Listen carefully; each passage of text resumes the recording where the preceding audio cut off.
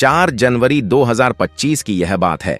बिहार प्रदेश का एक जिला लगता है पूर्णिया और पूर्णिया जिले का एक थाना लगता है भवानीपुर।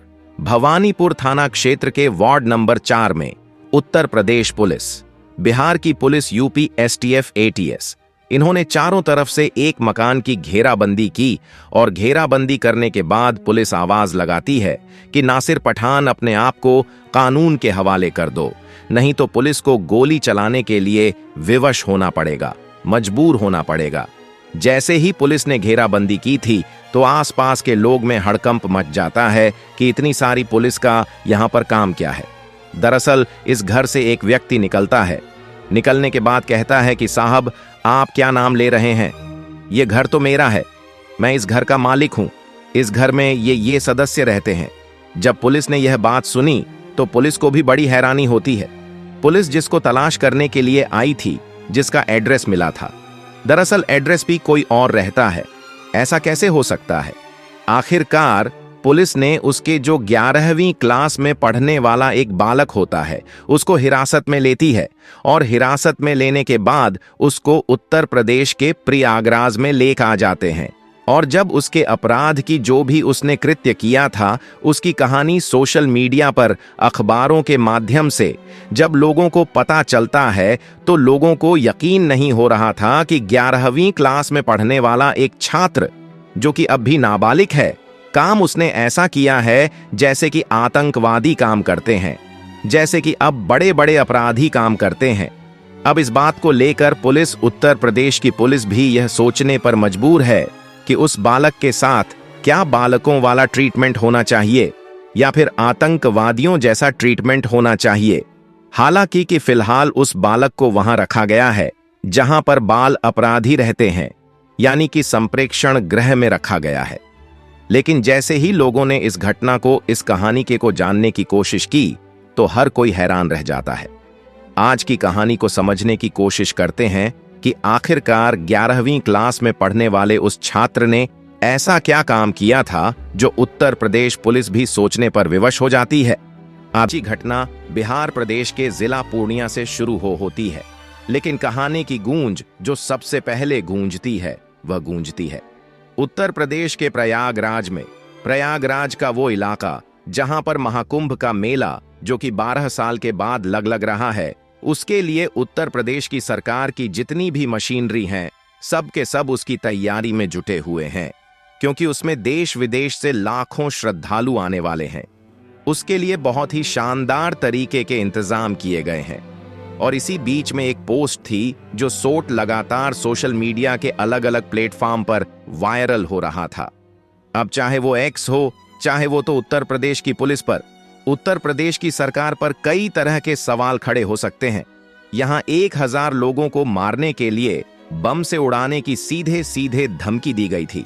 अब पुलिस में हड़कंप मच जाता है। 31 दिसंबर 2224 को जैसे ही यह पोस्ट सोशल मीडिया पर वायरल हो रही थी, और नासिर पठान के नाम से वायरल हो रही थी, साथ ही एक चैटिंग थी, चैटिंग भी वायरल हो रही थी। किसी ने समझाने की कोशिश की कि तुम्हें इस तरह के काम करते हुए शोभा नहीं देता, तुम यह काम करते हो, तुम्हें शर्म नहीं आती। वह कहता कि मैं किसी से डरता नहीं हूं। इस तरह की चैटिंग भी थी। समझाने वाले ने समझाने की कोशिश कर रहा है, लेकिन धमकी देने वाला डर नहीं रहा है। ना उसे कानून का खौफ था, ना उसे किसी तरह का खौफ था। आखिरकार वह करना क्या चाहता था? या अब इस पूरे घटनाक्रम के बाद प्रयागराज की पुलिस सक्रिय हो जाती है। साथ ही प्रयागराज के इस इलाके को, जो जहां पर कुंभ का मेला लगता है, उसको इतने समय के लिए एक जिला घोषित कर दिया जाता है। दरअसल 13 जनवरी 2025 से यह कुंभ का मेला शुरू होगा और 26 फरवरी 2000 से 25 तक ये कुंभ का मेला चलता रहेगा। दरअसल यहां पर वैसी ही व्यवस्थाएं होती हैं जैसे क्या एक जिले की व्यवस्था होती है। वहां डीएम भी बनते हैं, एसएसपी बनते हैं, थाने भी घोषित कर दिए जाते हैं। तमाम तरह की सुविधाएं, चाहे वो हेल्थ की हो या फिर एजुकेशन की, किसी भी तरह की सुविधाएं हो, सभी तरह की सुविधाएं मुहैया कर दी जाती हैं। अब पुलिस को सक्रिय तो होना ही था। पुलिस ने उसका जो पेज था वो डिलीट कर दिया जाता है। हालांकि पुलिस ने अपने जो भी तकनीकी माध्यम थे उनका इस्तेमाल करना शुरू किया और यह पता करने की कोशिश की कि आखिरकार यह मैसेज किस जगह से किया गया था। जो चैट वायरल हो रही थी, उस चैट में एक जिले का भी नाम दिया गया था। उस जिले को बस पुलिस ने तलाशना शुरू कर दिया। एक फोटो भी दिया गया था, जैसे कि मैसेज धमकी वाला मैसेज था। धमकी वाले मैसेज के ठीक बराबर में एक फोटो था। उस फोटो को लेकर पुलिस बिहार प्रदेश के पूर्णिया जिले पहुंच जाती है।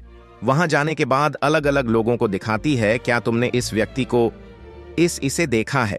सभी लोग कुछ मना कर रहे थे, कुछ इस तरह से हां कर रहे थे।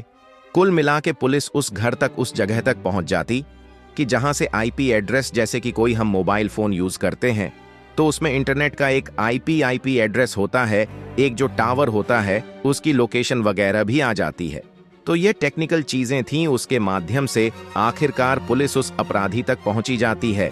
और पुलिस ने जब उसकी घेराबंदी की है तो पता चलता है कि वो बिहार प्रदेश का जो जिला लगता है पूर्णिया, उसका थाना लगता है भवानीपुर। और भवानीपुर का वार्ड नंबर 4 में जब पुलिस वहां पहुंचती है तो एक व्यक्ति निकल के आता है जिसका नाम जेकी जायसवाल होता है। जेकी जायसवाल कहता है कि साहब, ये तो मेरा घर है, आप किसको तलाश कर रहे हैं? वो कहते हैं कि हम नासिर पठान को यहां तलाश कर रहे हैं। दरअसल उसने, उस आतंकवादी ने उस कुंभ के मेले को बम से उड़ाने की धमकी दी है, 1000 लोगों को मारने की धमकी दी है। अब पुलिस जब ये बात कहती है तो कहता है कि साहब, ऐसा कैसे हो सकता है? दरअसल पुलिस की जांच पड़ताल में पता चलता है कि 11वीं क्लास में पढ़ने वाला उसका एक बालक होता है जिसका नाम आयुष जायसवाल होता है। आयुष जायसवाल की जब पड़ताल की जाती है तो पता चलता है कि यह तो मैसेज इसी ने किया था, यानी कि एक जो 11वीं क्लास में पढ़ने वाला छात्र है आयुष जायसवाल जिसका नाम है, उसने नासिर पठान बनकर एक डालने के बाद इंस्टाग्राम टू साफ लिखता है कि उत्तर प्रदेश के प्रयागराज में जो कुंभ का मेला लगा हुआ है उसे वो बम से उड़ा देगा और 1000 कम से कम श्रद्धालुओं को मार डालेगा। और बस इतना था कि पुलिस इस मामले की जांच पड़ताल में जुड़ती है तो आखिरकार वहां तक पहुंची जाती है। लेकिन उससे पूछा जाता है कि तुम्हारा नाम आयुष है और तुमने धमकी दी है, वो नासिर पठान के नाम से दी है, आखिरकार इसके पीछे की वजह क्या है? जब उससे पूछा जाता है वो कहता है कि उस एल अब से 1.5 महीने पहले उसका उस लड़के से झगड़ा हो गया था, विवाद हो गया था, और उसी विवाद का वो बदला लेने के लिए उसने इस तरह का शरीयत रचा। लेकिन वो नहीं जानता था कि मोबाइल में सिम कार्ड बदलने से चीजें बदल नहीं जाएंगी।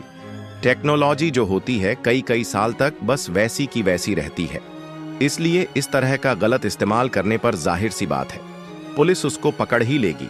पुलिस ने उसको पकड़ लिया। हालांकि जो लड़के का पिता होता है जेके जायसवाल, वो कहता है कि 31 दिसंबर 2024 को उसका बेटा नेपाल गया हुआ था अपने दोस्तों के साथ पार्टी करने के लिए, नया साल मनाने के लिए। उसमें उसका कोई दोष नहीं है, उसको फंसाया जा रहा है। लेकिन पुलिस के पास पुख्ता सबूत पाए गए हैं, इसीलिए पुलिस उसको सीधा प्रयागराज लाती है। प्रयागराज लाने के बाद उससे पूछताछ करती है। पूछताछ करने के बाद जहां बाल अपराधी रखे जाते हैं या कि संप्रेक्षण गृह, जिसको बच्चा जेल भी कहते हैं, उसमें उसको रखा गया है और पुलिस इस मामले की आगे की पड़ताल कर रही है। कहीं ऐसा तो नहीं है कि इसके पीछे कुछ और साजिश तो नहीं है? आखिरकार उसने एक खुद हिंदू होते हुए मुस्लिम नाम लेने के बाद इस तरह की हालत पैदा हो गई जिससे कि एकदम हड़क से मच जाता है। आखिरकार पुलिस अभी इस मामले की जांच पड़ताल में जुटी हुई है कि कहीं कोई और बात तो नहीं है, लेकिन जो भी होता है वो वाकई हैरान करने वाला होता है। और पुलिस इस बात को लेकर भी परेशान हो जाती है कि इसके प्रति कैसा व्यवहार किया जाए, अपराधियों जैसा व्यवहार किया जाए या बालकों जैसा व्यवहार किया जाए, क्योंकि काम जो उसने किया है वो वाकई बड़े अपराधियों की तरह काम किया है। दोस्तों, इस पूरे घटनाक्रम को सुनाने का उद्देश्य है किसी को परेशान करना नहीं है, किसी का दिल दुखाना नहीं है, बल्कि आपको जागरूक करना है, आपको सचेत करना है, आपको बताना है कि टेक्नोलॉजी का जो इस्तेमाल करते हैं लोग, वो भले ही ये सोचते हो कि हम कोई भी इस तरह का अपराध करेंगे और चुपचाप बचक निकल जाएंगे, तो यह एक रिकॉर्ड हो जाता है और रिकॉर्ड लंबे समय तक मेंटेन रहता है, उसको आप बदल नहीं सकते, क्योंकि आईपी एड्रेस जो होता है, किस टावर्स की लोकेशन होती है, सब कुछ उसको एक तरह का रिकॉर्ड होता है जिसको खत्म नहीं किया जा सकता। इसलिए कुछ भी इस तरह का कदम उठाने से पहले हजारों बार सोचना चाहिए ताकि कोई गलती ना हो जाए। दो लोग अपना ख्याल रखें, सुरक्षित रहे। जय हिंद, जय भारत।